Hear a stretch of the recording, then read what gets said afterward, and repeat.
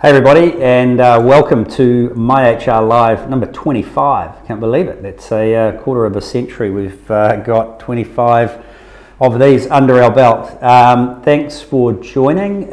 Usual sort of story around our MyHR Live sessions. We are at the moment, as at today, live, and if you are online watching us, you can ask questions. Would encourage you to do so. I'll do my best to answer them at the end if we have time. We are also, of course, recording this and we'll post it up on our own website, our YouTube channel, Facebook, LinkedIn, those sorts of areas. So if you are watching this after the live event and you have questions out of this, please do get in touch. You can chat us through our social media channels or email direct. Contact details are all over our website. So thanks for joining us. Last time we did this, we were in the midst of a level 4 lockdown. So nice to have a bit of freedom and to be out again. We still, of course, have some pretty hefty border restrictions in place. So the topic we're addressing today is recruitment in a post-COVID landscape. It's probably fair to say we're not really post-COVID yet, and with a recent spike in cases in Victoria in Australia announcing further border closures due to an increase there, I'm not sure if we'll ever really hit the post-COVID universe. It's probably going to be with us for a while, but certainly a post-lockdown landscape and a lifting of restrictions. So what does that mean for recruiting? What does it mean for resourcing? And so I'm going to cover off a few things today, and I'm keen as always to engage in a conversation. If anyone has any of their own views, by all means share them with the audience. A bit of a recap on the last one though, just because people are still, for many businesses, still in this zone. We talked last time about managing through lockdown, and we made the distinction around temporary change versus permanent change, and that stuff hasn't really changed in terms of employment law requirements and compliance. So I'm sure you are aware there has been an extension to the wage subsidy for another 8 weeks. It's the wage subsidy extension scheme, and that is available to businesses who can demonstrate a 40% or more loss. So the first one, you will recall, was 30%. The wage subsidy extension now requires a 40%. So you need to be pretty hard hit, which many businesses of course are. So if you're in that boat, by all means I would recommend you apply for that wage subsidy. Temporary changes in relation to that, watch the previous live, that will talk you through about how you manage those. If you're now in a position where perhaps you don't qualify for the wage extension, but you are still hurting and you need to make more temporary changes, more permanent changes, then you need to look at a more formal consultation process. So that's just a quick recap. Go back, have a look at that live if you are still kind of working out life post-lockdown and what that means for you. Some stats from our point of view, I think we discussed these at the last one as well, but over the last 10, 12 weeks, we have seen a tenfold increase in the number of restructures that we have done, and correspondingly we have seen a drop in new employment agreements that have been issued. So in a normal week we will do about 350 new employment agreements, and that's a combination of new employees starting new jobs or people within organisations receiving promotions or updated terms of employment. Over lockdown that dropped down to about 12 per week. So you can see we've had this massive spike in restructure and a correspondingly massive drop in new hires. Now in the last 2 weeks we've seen this start to turn around. Restructures are coming back and we're up to about 150 employment agreements a week. So we're seeing an increase, which is nice. It signals some business confidence.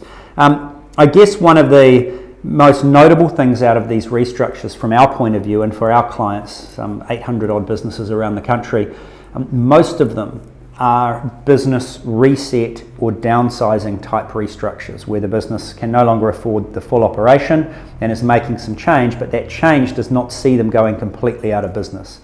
So it's an opportunity for them to reset how they're doing their work, to reset how they deliver their services or their products, and to get better for the future, which is, I think, quite encouraging, versus businesses going to the wall. And we have had a few of them. There is no doubt that for some companies there's just no surviving the lockdown, but in many situations, which we find quite encouraging, it's really is a reset moment. So for those companies that have survived and intend to survive through lockdown and beyond into the new world with or without border restrictions, this live session is really about those and what you can do and how you might think about recruitment and resourcing in your business in this new world. So got a few things to cover off, a few tips. There's also a legislation update that's worth mentioning here because it has a direct effect on for the use of temporary workers. But look, this is not a casualty-free process. So I want to preface today's chat by saying, overall, I believe, survival of these businesses is better than not, right? We keep a vibrant business community alive.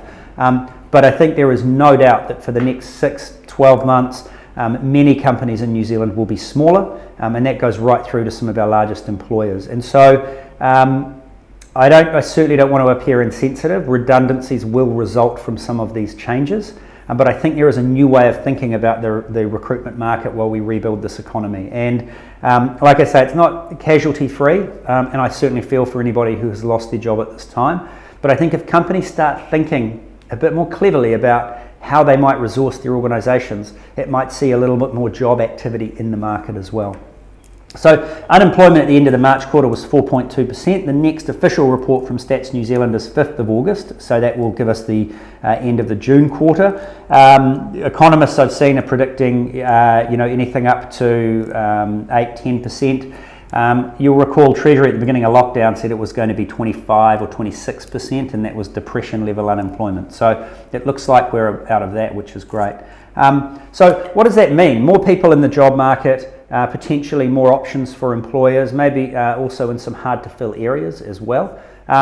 An increased focus in local talent as border closures remain in place, and it may be difficult for people to immigrate to New Zealand and undertake work on visas and those sorts of things. So headline for me, as you know, I like sort of summarising things in sort of sound bites.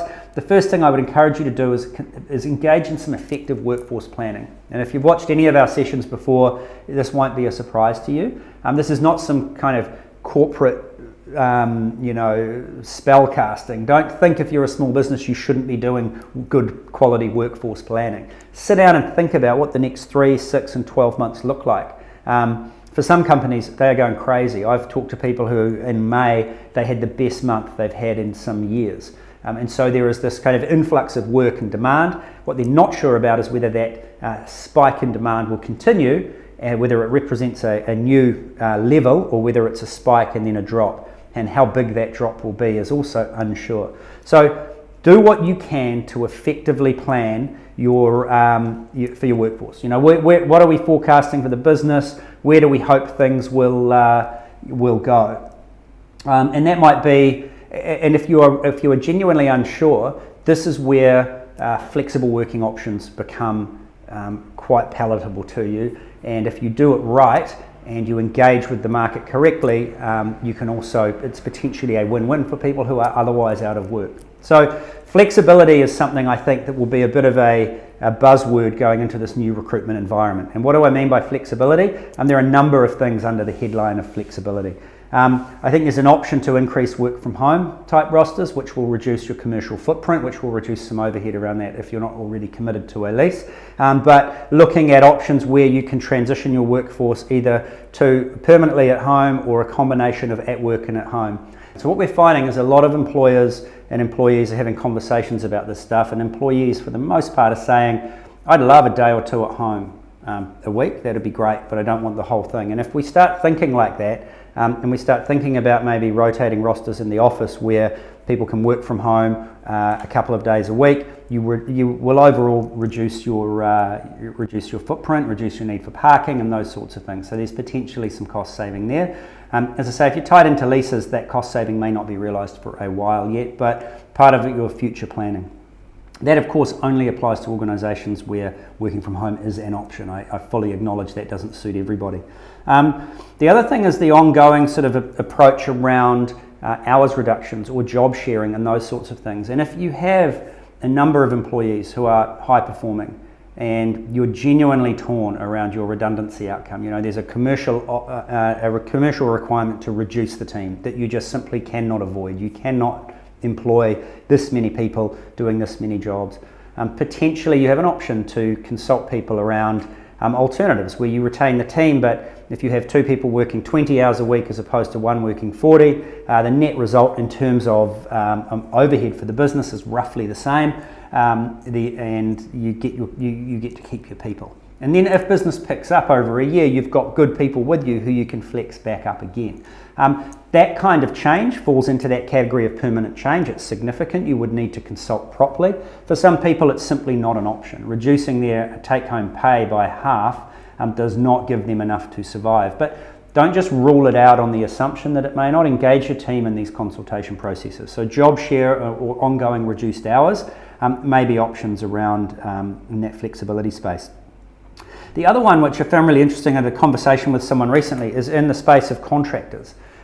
With a lot of these large corporates laying people off at the moment, in the small and medium business space or the tech space where we sort of occupy, we talk to a lot of startups, and they have need for some really high quality input and resource at different times, but they can't justify corporate level salaries. And so marketing managers or planners or project managers who might have commanded six-figure salaries in their organisation, who now find themselves at the end of a redundancy question, may be available in the market. And contracting their expertise for, say, a day a week means as a startup or as a small company, you're not committing yourself to a corporate salary, but you are engaging someone who has an enormous amount of expertise. And for that individual, finding a job at that level right now may prove to be quite difficult because the job market isn't that fluid. And so there's this sort of reciprocal win there where the executive level employee can pick up some work, maybe a couple of clients, gives them enough income to work through this sort of quiet spell, and these small businesses get expertise that are otherwise out of their reach in terms of cost. So consider contracting as an option. The usual rules apply. We've done some talks about this before regarding contractor versus employee and what are the tests, but the IRD are pretty clear on that, and there's plenty of tools online to help you with that. So don't rule out the idea that you could contract in professional services.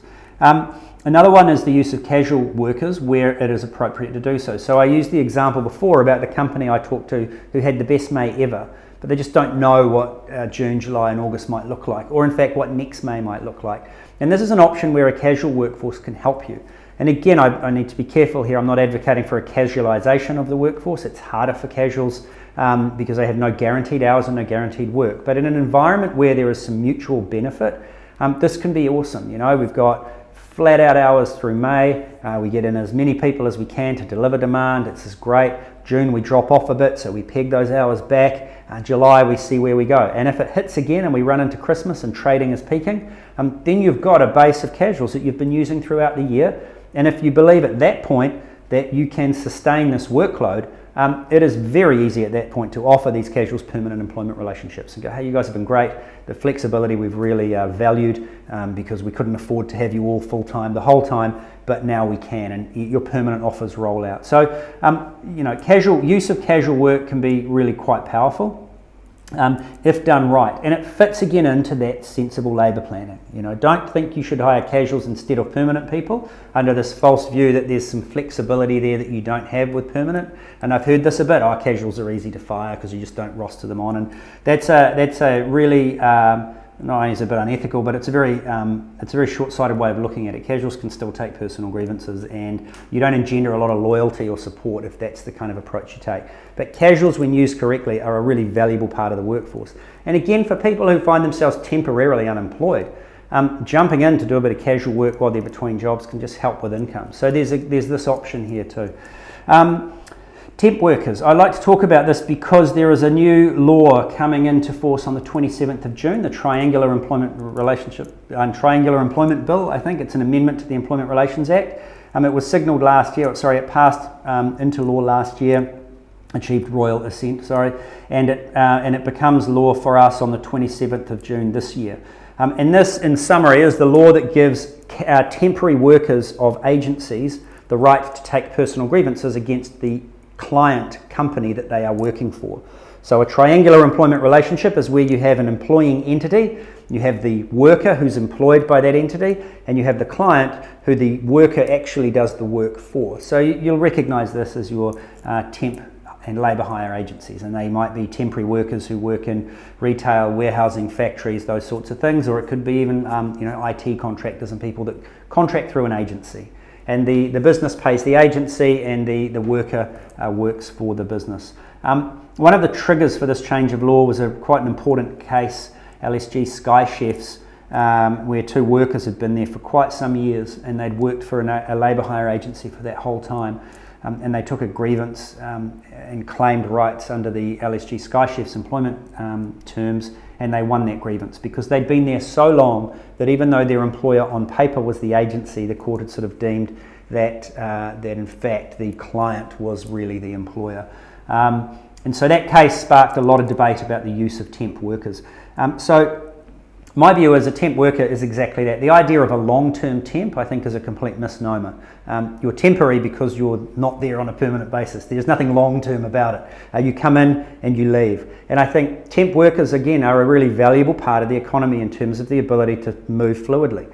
Temp work can be used if you're thinking from an employment point of view. If you're made redundant, you're temporarily between jobs, and you think, look, I'm not going to find a role anytime soon, but some income and some activity would be useful. You register with a temp agency and you get out there and do some work. Students, over holiday time, register with agencies, get work, help out busy retailers, help out busy cafes, that kind of thing. There is a use for these workers, and consider perhaps looking at or engaging temp agencies if you're really unsure about how permanent your work requirements might be. Just be aware of this new triangular employment bill, and it's pretty simple. Treat your temps like they're your people. They're there anyway. They're performing a function. You're deriving value from them. Excluding temps from company morning teas or treating them like second-class citizens is just bad form anyway.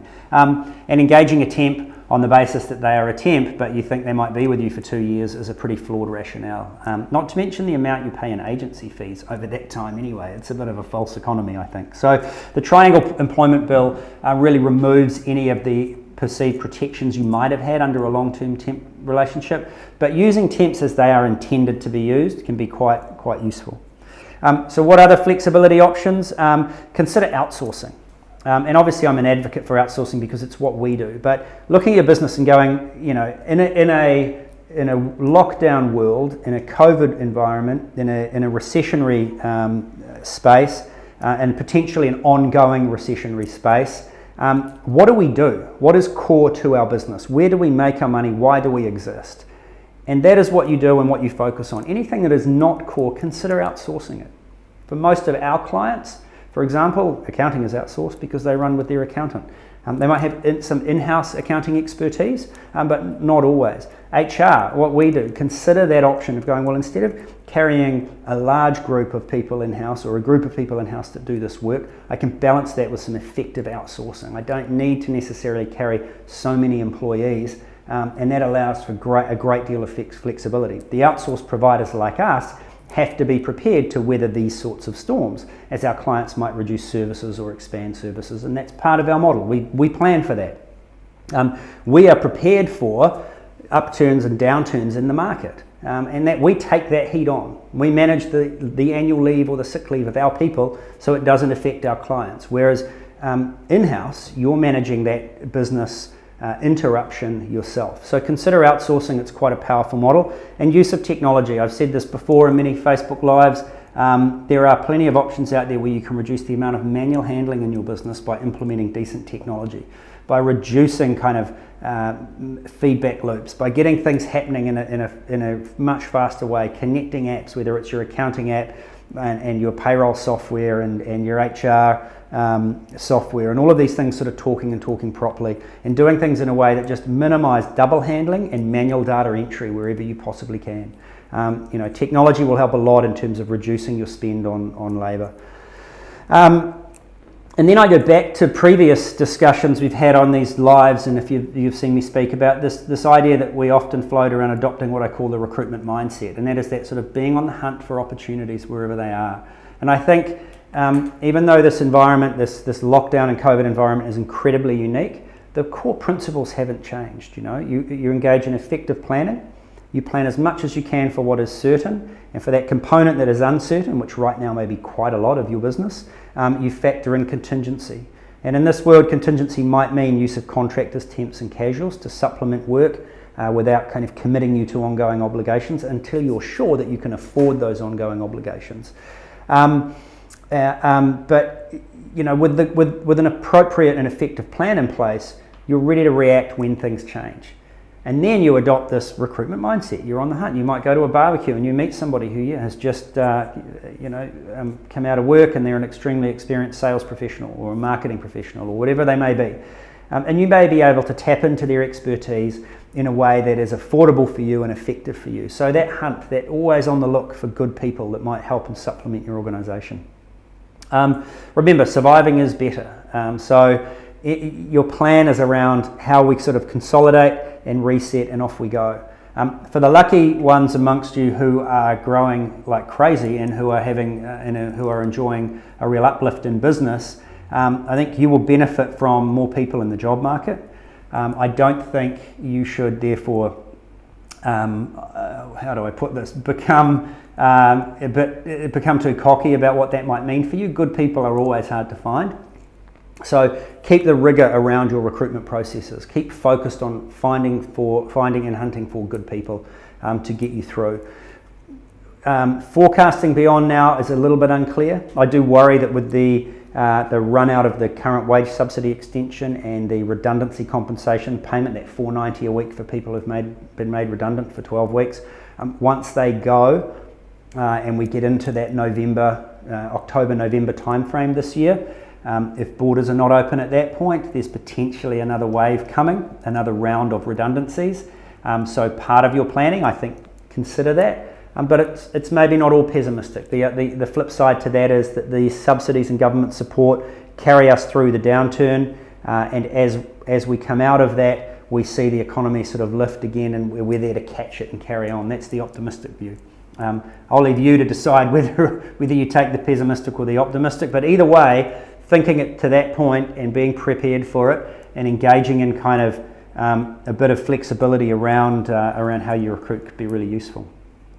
Lastly, for those in industries that have apprentices, obviously there is this apprentice subsidy scheme or payment scheme that the government announced. That if you're not aware of it, I'm sure you are, but from August this year to April 2022, year one and year two of the apprenticeship for all new apprentices will be eligible for some funding. So it's $1,000 a month for the first year and $500 a month for the second year. And it directly targets those construction and trades workers who, in the last recession, the apprentices were the first to sort of be laid off. And then that created issues when we came out of recession. There's a massive construction boom and we did not have the available resource. And so we start looking offshore. So this is a real opportunity to train our locals and get them up to speed, get those apprenticeships underway. So kicking off from August this year, you'll get $1,000 a month. I roughly calculated if you pay your apprentice the minimum wage, that covers about 52 of their hours a month, so just over a week, so that's not bad. So 3/4 of their monthly income is, a quarter of their monthly income is covered. If you pay them the training wage, or the starting out wage as it's now called, then obviously it covers a little bit more time. So there are options out there for you to consider. I certainly hope that has helped. I wonder if there are any questions that are not questions about our technical difficulties. But otherwise, please, if you are watching this after the fact, post and ask questions. I do hope it's been useful, and I look forward to seeing you at MyHR Live number 26. Thank you very much. Take care, everyone.